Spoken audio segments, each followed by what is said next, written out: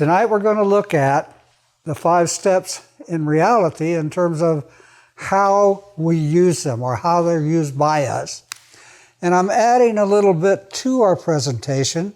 The reason being that I'm also working on a blog that's going to go on my website with these chapters that we're talking about. And while I was preparing part of the blog today, I realized that I had left out something that's pretty interesting. And that is that if you look at the 5 steps of a life transaction and you look at where we stand on life base and we see how it fits, this is the last part of our presentation. So we're going to kind of remember what we talked about last time, and we're going to go to the 5 steps, which are, of course, life base, life situation, action, result, consequential rewards. Because the picture I used for the blog I'm doing today was of a couple with a baby, a new baby, okay? And as I looked at it, I realized that this couple were in agreement for what their life situation was, which is a new baby that they have to raise for the next 18 years. Okay? And that became apparent to me that they were looking at a conjoint life situation. So they're standing on one base, the father and the mom both looking at the baby, saying, oh, we have to raise this child from now till he's 18 and matured, or she's 18 and matured and goes out on her own. And that's called interdependency. Interdependency is when 2 couples or 2 people or more agree on a same belief and act cohesively to make that belief become a result that's satisfactory to both and reinforces their ability to interdependently live their life in a way that's comfortable for both. So that's what we want to talk about, is the dependency parts of the life situation as well as the life situation. So having explained what I didn't explain last time because I didn't have it in my mind, now we can go on and explain it this time because I do have it in my mind. Okay? So now it's time to look at what happens when mind, brain, body, spirit, and soul confront a life situation that does not fit with world order beliefs. What we're going to do is look at dependency. Okay? Remember, there's interdependency, when 2 or more agree on the same belief. There's dependency, when a person has a belief and follows that belief and gets the results they want and reinforces their self-image, self-worth, self-esteem, builds their confidence, and feels good to go on to their next life situation, feeling that they will be able to accomplish what it is they want to do. That's independence. I think we talked about that in terms of showing the person that is at the desk all stressed out, which is me in relation to my income tax.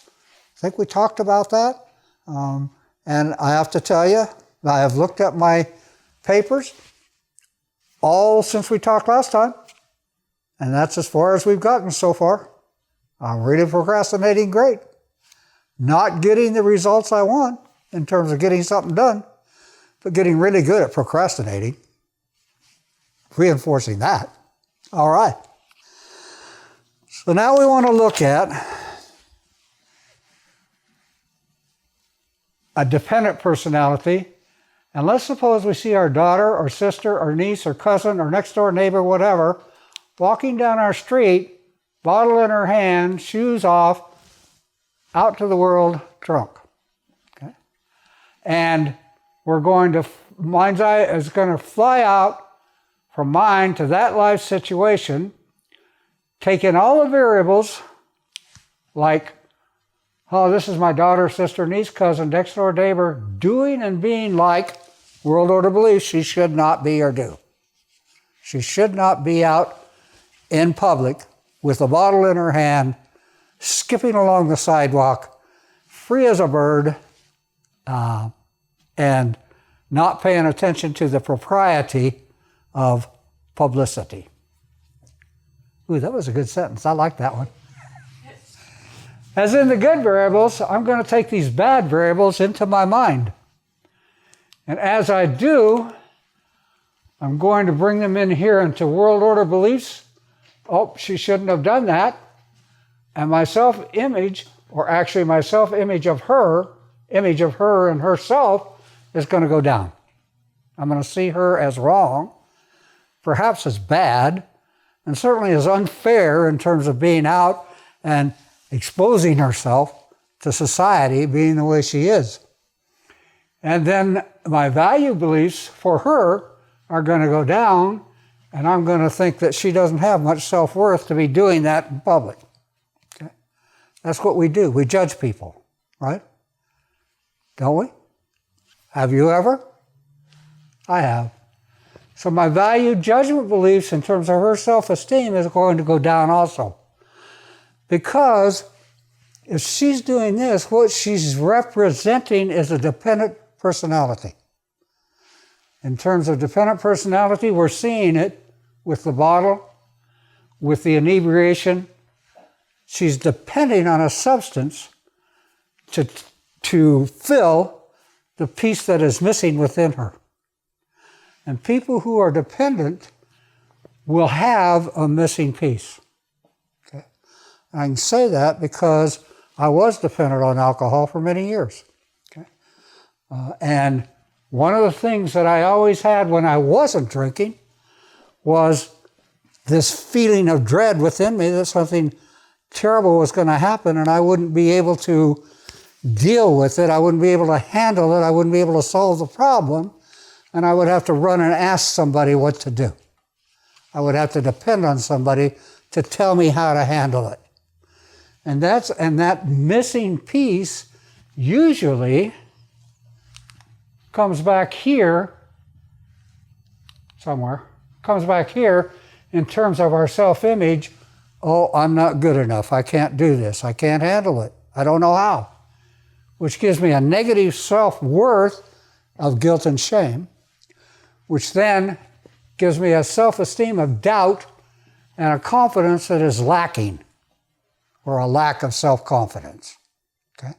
And so I can, as with all things, I continue to repeat this pattern over and over until one of two things happens.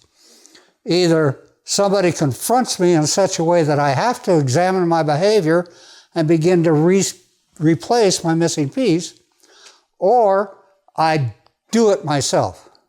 And either way, you can do it. Okay? So for me, something that happened was I was thrown in jail. I think I've told this. Was thrown in jail, was a bad time, and I decided I didn't want to do it anymore, and that's when I began my life transformation.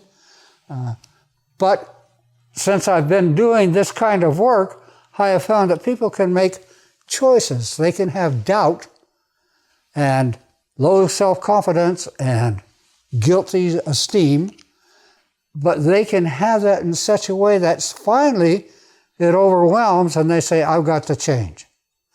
And when they do that and they start looking for how to do that and they trust other people, they can do that change as well. And maybe even better because they're looking for ways to extend or to expand their self-image, their self-worth, their self-esteem. Because remember I said, we don't change our beliefs, we add to them. So if I know that I had a life of low self-esteem, negative self-worth, and poor self-image, and I decide to change it, I'm not going to change the beliefs that made me feel that way. But what I can do is add to them so that I can go to the first belief that says I'm not good enough and then jump up to, yes, I am. Because I'm doing it this way now instead of that way. I'm getting these results now instead of those. And that makes a big difference in how I live my life, going from dependency to independency to interdependency. And my life becomes so much better when I find that I can trust other people, that they can trust me, that we can have beliefs that are simultaneous, that we can act on those beliefs in a conjoint way, and both get results that increase our self-image, worth, and esteem. And that's wonderful. Okay? It's wonderful because it lets us live our life with purpose and meaning, which is what we were searching for when we were depending on others, or on bottle, or on drugs, or on pornography, or whatever we were depending on to feel good. If we're now feeling good because our beliefs are matching our actions, which are giving us the results of good enough, fair enough, true enough, trust enough, if we're doing that, then we build our confidence, we build our self-esteem, and we begin to see that we make a difference in life. We make a difference in what we do, in the environment we live in, and the people we associate with. And that's meaning and purpose. Okay? So, but in judgment, if we don't understand what's going on with a person who is dependent, we may very well criticize or actually condemn the person that we're looking at. And that will just increase the bad feelings that this person has and increase the need for more addiction or more dependency on others. Okay. So we want to know that as soon as I get this in, I need to run over here and I need to try and look at what's going on that would make this person not be independent and trust of her own beliefs, trust of her own actions, trust of her own success, have confidence in herself. So I need to look at that, and to do that, I need to expand my mind in such a way that I cannot judge. So I need to give up value judgments. And I just need to say, here's a person that needs something. I'm not sure what they need, but I can refer them to a place where they can get some information, see how it fits, and see if it fits well enough for them to make a change and begin to add to themselves to become more than they ever thought they were. And that's the process in a nutshell, is that we become able to become more than we ever thought we were. Okay.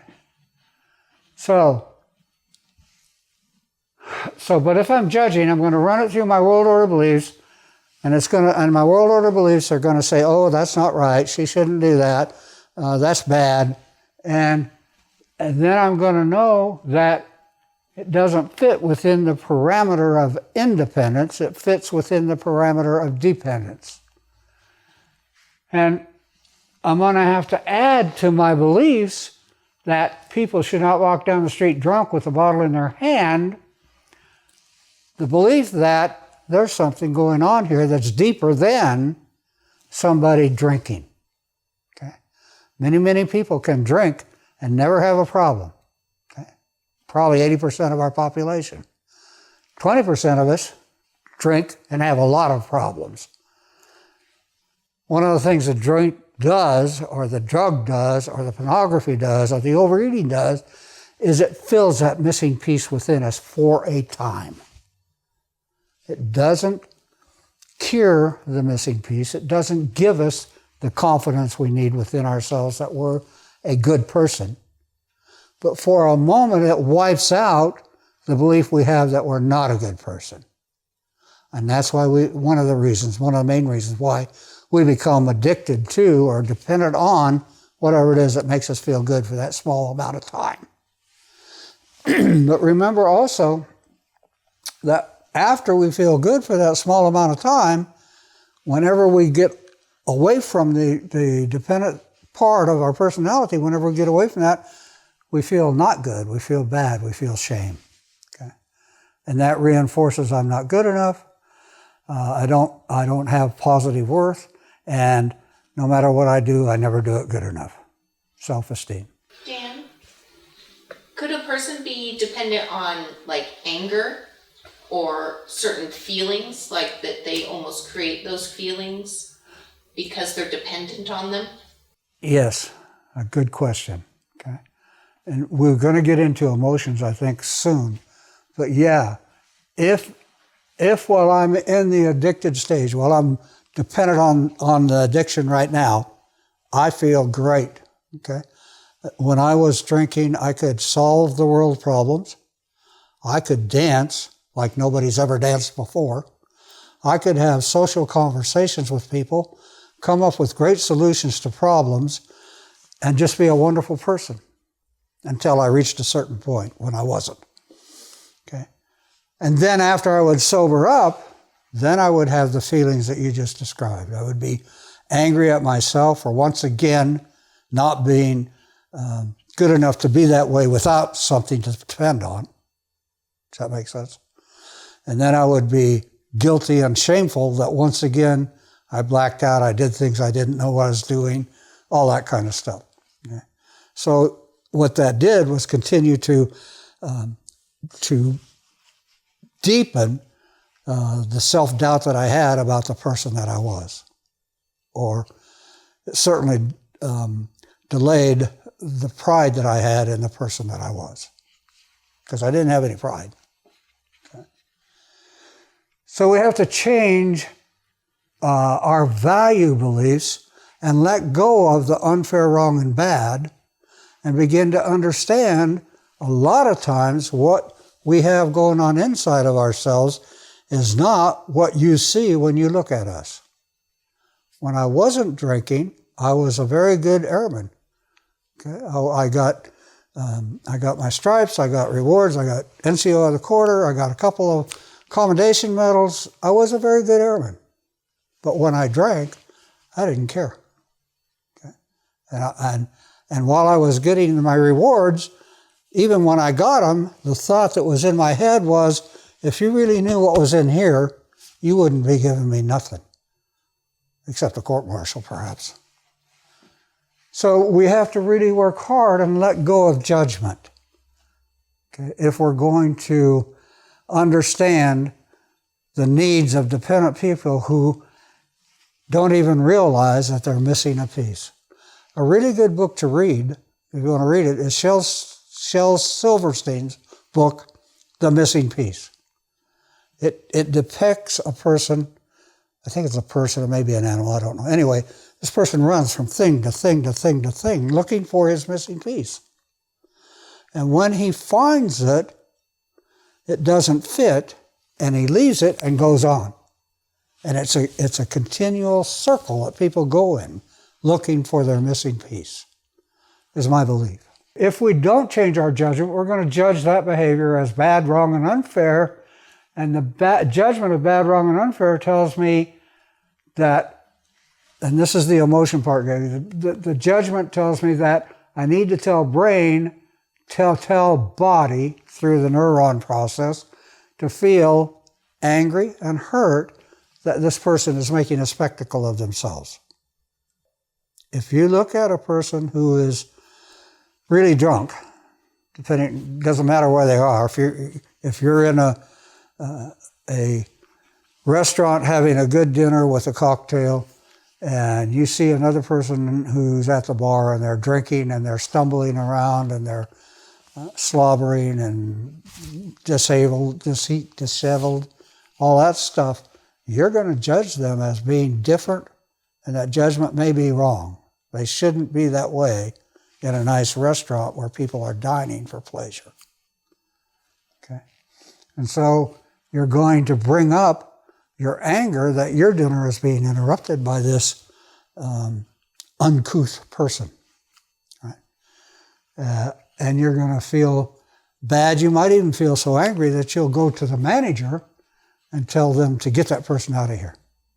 Or you could even use your cell phone and call the police and tell them there's a drunk that's really giving off bad vibes in this place. You do that because your judgment is they are not right, they're not good, they're not fair. Okay? They're wrong, bad, and unfair. And that makes you angry because They shouldn't be that way. They shouldn't be disturbing my peace, my dinner, my wonderful conversation with the person I'm with. They shouldn't be distracting me. All of those are our world order beliefs. They should, they shouldn't, they should. Okay? If we don't do that, if we don't change our judgment process, then we're going to be angry, and then we're going to go to the defense mechanism of fault and blame. And we're going to say, it's that person's fault that my dinner is ruined. It's that person's fault that I can't have this conversation with the person I'm with because they're interrupting me. It's that person's fault. They're to blame for my anger. And we use fault and blame a lot. In my opinion, it's to avoid the responsibility of change that we need to do in order to accept people for who they are, where they are, when they are, how they are, and what makes them be that way. And our feelings will be triggered by the neurons, but our cells of our body will be triggered by our chemicals. Okay? So our feelings are neurologically triggered, and our body or our behaviors are chemically treated. Okay? And so we've looked at it, and we've said spirit has recognized that being drunk, walking down the street is immoral, unethical, and illegal. Great judgments. Okay? And then spirit will tell soul to deposit the shame of that particular action in soul's repository and give self a sense of negative worth for the person walking down the street. Okay? Oh, that person's bad. I'm not going to associate with that person. That person needs to get tuned up. That person needs to be better. That person needs to be all kinds of things. And I may very well avoid being with that person if I don't change the way that I see life and other people. So I may tell my self-esteem to take the action of directing my anger towards that person. That would be a passive way of directing an anger, would be to call the police. An active way to direct that anger would be go and slug the person. Okay? Tell them that they're making a mistake, or start a fight, or whatever. And no, I wouldn't do that. My world order beliefs say that you shouldn't hit a woman. So if it was a woman that's doing this, I wouldn't get in a struggle or anything. What can I say? So it's a very complex series of internal actions, the thinking and the feeling and the behavior that comes with it. Remember, we stand on life base, we think, that triggers our feelings, that influences our behavior. It's very complex, as we've talked about. And so I suggest you take a sheet of paper and follow the scenarios of the person that's doing the taxes and the person that's walking down the street with the bottle and the two people on life base which are conferring on how to raise their baby and having similar beliefs, and that you follow both of these scenarios through the whole transaction in order to determine how you would do it, how you would handle it. And you can pick a scene from your own life. I know that all of us have had some sort of conflict, either internal or external, based on value beliefs, value judgments. Okay? If you've ever had an argument with your sister or brother, it was based on the difference between their world order beliefs and yours. Okay? If you've ever had an argument with your spouse, it's a difference in terms of world order beliefs. Okay? Remember, that's called viewpoints. And viewpoints come as we develop from how we integrate our world order beliefs, our value beliefs, and our value judgment beliefs. And then, as you run it through the 5 steps, explore. Just see. Be honest. You're just doing this for yourself, so write down, I believe that X shouldn't happen. But in reality, X happens a lot. When X happens, I get mad, or I get hurt, or I get fearful. Okay? There's only 4 that you can be, emotional categories: anger, fear, hurt, shame, and joy. Okay? And remember that hurt, it's an invisible feeling. What we need to do to recognize hurt is look at the loss that we just experienced in terms of our world order beliefs. That person should not be walking down the street with a bottle in their hand. Okay? And so we have a loss of what we expect from our world order beliefs. And that will cause an emotional reaction and a behavioral reaction. Okay. And then, in our next chapter, we're going to talk about loss and forgiveness. Okay? Because when you see somebody doing something that you think they shouldn't, you're experiencing a loss. And the loss you're experiencing is the loss of your world order, and the inability to realize that your world order is not complete.